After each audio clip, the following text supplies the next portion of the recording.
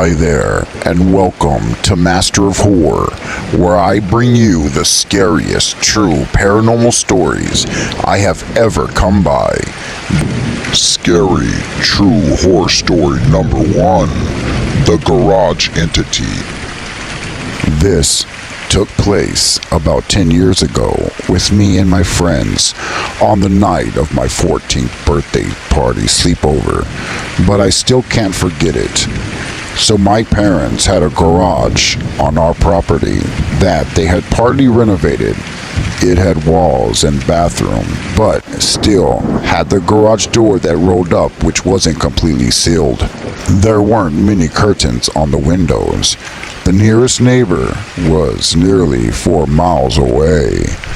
We never had any problems on our street, and it was the kind of place that you didn't need to lock your doors. So the day of my birthday party comes, but up until this point, my parents had to let my older brother stay in the garage, and I wasn't allowed to have any friends sleep there overnight. I begged my parents to let us have the sleepover in the garage, even though my mom was unsure, but my dad agreed, since it was my birthday. After a long day filled with sugar and driving my parents crazy, we finally got ready for the sleepover in the garage. But we had strict instructions to go to bed and turn off the lights by 11 o'clock p.m. And it was my responsibility to make sure the garage door was locked from the inside. I made sure to lock the door and settled in for the night. At 11 o'clock p.m. we turned off the lights but couldn't sleep. So that's when we decided to play hide and seek with the lights off, like teenagers do. We were about 3 rounds in, and my best friend was the one looking for us. I was hiding behind a dresser next to the garage door, but when the first person got caught, I heard giggling coming from behind me. At first, I thought it was an echo because there was no way someone could have found a hiding place behind me with me up against the wall in the garage door. The second person was caught, and there was more giggling from behind me. Now I was freaking out, but I didn't want to ruin the game, so I quietly moved to a different spot facing one of the windows. It was pretty dark outside, but the moon was bright enough to see shadows inside the garage. It was completely dark, and I was trying not to get caught when I saw a shadow pass by the window and stop. Now, I was sure someone was outside, but I thought it might be my dad or my older brother checking if we were in bed, so I froze. My best friend ran straight into me and started laughing. I quickly shushed her and said, "My dad's outside. We need to go back into bed." So we quietly grabbed the other girls and quietly got back into our beds, thinking we had avoided getting into trouble. When we didn't hear my dad saying anything, I turned over in my bed, but the shadow was still there. It looked as if it was in the garage. By this time, I was really freaking out. The shadow moved away, then there was scratching on the garage door. It was coming from inside the garage. This time the other girls noticed. We all started quietly panicking and got into my bed. I had just gotten a phone for my birthday, but it was still in the house with the other presents. With no way to quietly call my parents, we asked whatever it was to please go away. Then we heard something crawling on the ground around us. There is no carpet in the garage, just concrete. So it was very noticeable that something was crawling on the ground. It was a scraping noise, like it had claws or nails. We all heard this. I covered my face with the blanket, and so did my friends. We then decided on the count of 3 to get up and run out of the garage into the house. As soon as we got up, we rushed out of the garage and yelled for my dad. My dad and older brother went into the garage and saw that nothing was there. We slept in my parents' room that night. It was another 3 years until I finally slept in that garage alone. Scary, true paranormal story number 2. So, about 15 years ago, I was living with my ex-girlfriend and her sister. The house was not far from town, Within the first few weeks of living there, strange things were happening regularly. Lights going out randomly and noises upstairs as if somebody was walking around and sometimes even running. Things got pretty severe as time went on. One week in particular was the most terrifying. The first thing that happened that week was on a Tuesday night. Everyone was working and I was home alone watching television, and our cat was acting really weird, backing into a corner, and its back was arched up like it was scared. When I went to get up and see why my cat was doing this, the electricity went out in the house and it was pitch black inside. The second thing that happened is I heard really loud footsteps running down the stairs towards me. I got up and braced myself for whatever it was, but there was nothing. I mustered up the courage and went outside to the front garden to check if other houses' lights were out, but my house was the only one that was dark. I went to the fuse box and reset the trip switch, and all was back to normal. A few days later, I think on a Thursday, we were all in the living room watching a movie, eating pizza. The lights were on, and it was a good atmosphere in the house. Then, out of nowhere, a massive bang was heard upstairs, as if something huge fell to the ground. We got up to check it out, and I went into our bedroom and saw my bedside table in the middle of the room. The worst and last thing that happened to me was on a Saturday night, and I'll never forget this, and it still gives me the chills when I think about it. We go to bed, everything is normal. I watch a bit of a movie and fall asleep. I wake up facing the wall and glance at the alarm clock. It reads 3:33 a.m. I turn over to go back to sleep and see my ex standing in the middle of the room. Confused, I begin to sit up and ask her what's going on. But as I start to sit up, I realized my ex is asleep in the bed next to me. So fear then runs through me and I'm frozen on the spot. My eyes adjust and I barely make out the figure of a young girl in a nightdress. She's soaking wet with her head looking down at the floor. I can hear the water drops on the carpet and I'm just sitting there completely shocked. It fades out of sight. I got up and turned the lights on and tried to tell myself that it was just a nightmare. But the problem was, there was a wet patch of water exactly where she was standing. We moved out shortly after that, and I can still picture her to this day, though it's the creepiest thing I've ever experienced. True, scary, paranormal story number 3. I believe this was in July or August of 2018. My husband and 3 daughters and I were at the beach having a get-together with some of my extended family who lived in the area. It was a really nice time and good to connect with everyone, but after a couple of hours, my second oldest, age 13 at the time, came up to me and asked if I could take her home. I could tell by her expression and tone that she was pretty tired. I myself was also getting really tired. So I found my husband and let him know that I was going to take her home and to let our other girls know. She and I got in the car. My husband brought his own car to the beach, so they were going to come home later. It was only once we parked up onto the porch and I jiggled the handle to the door when we realized it was locked and we didn't have a key. My husband had the main key, so I told my daughter to go around the back to try and climb through the huge window above the kitchen sink. While she was making her way around the house, I tried calling my husband just in case she couldn't get in, but he didn't pick up the phone. I was in the middle of trying to call my husband a second time when I looked through the window next to the front door, which allows you to see through to the kitchen, and saw my daughter standing in the kitchen doorway. It was dark, but I could see her standing there looking down at the kitchen table. "Great job," I remember calling out. "Come on now, unlock the door."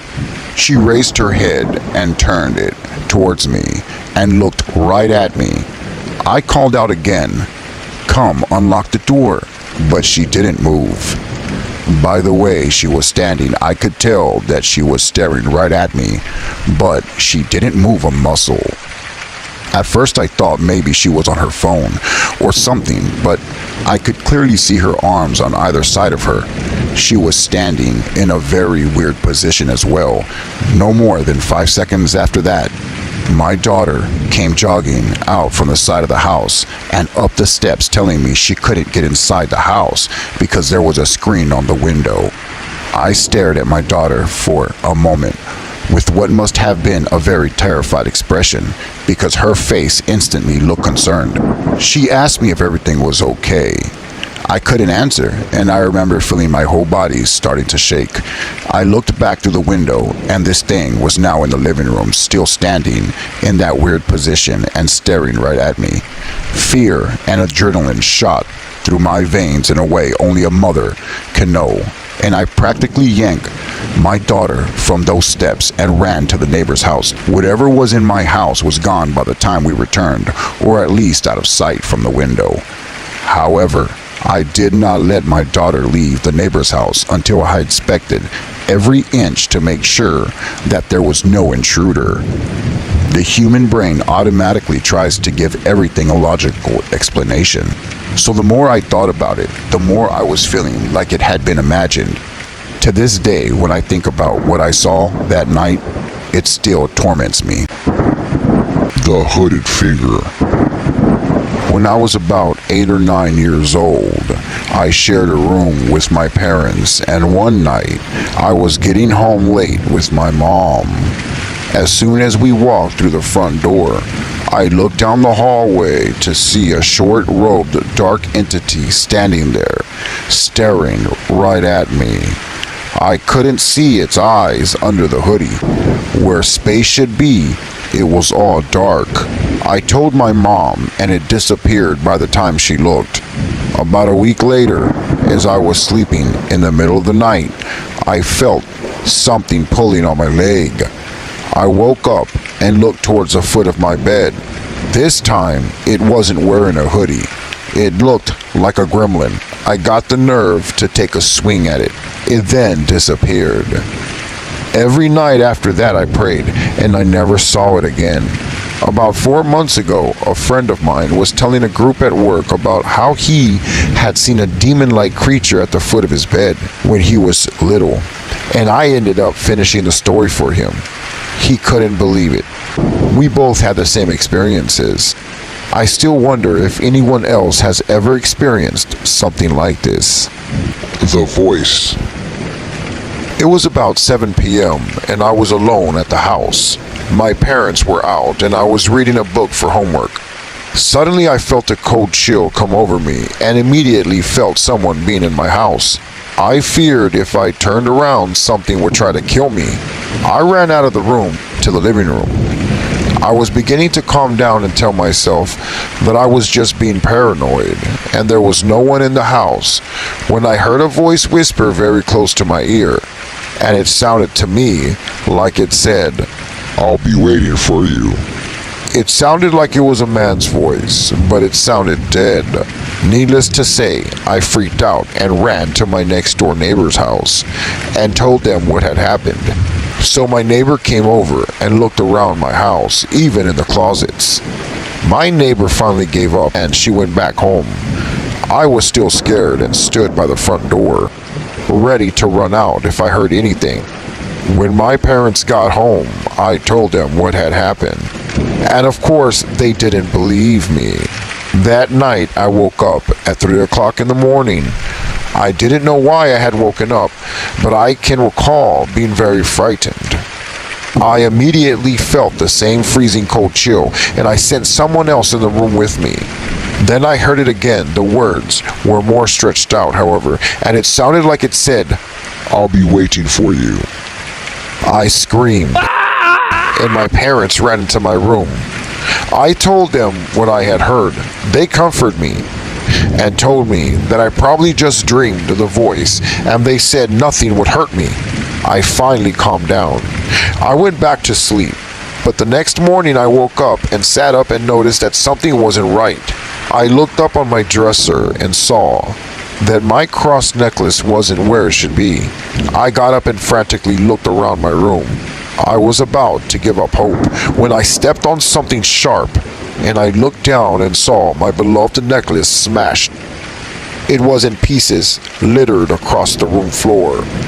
It looked like it had been coated with blood. The pieces were rusted and red. I've never heard that scary voice since that day. I truly believe I had an encounter with an evil being. Something straight from hell. The Ouija board.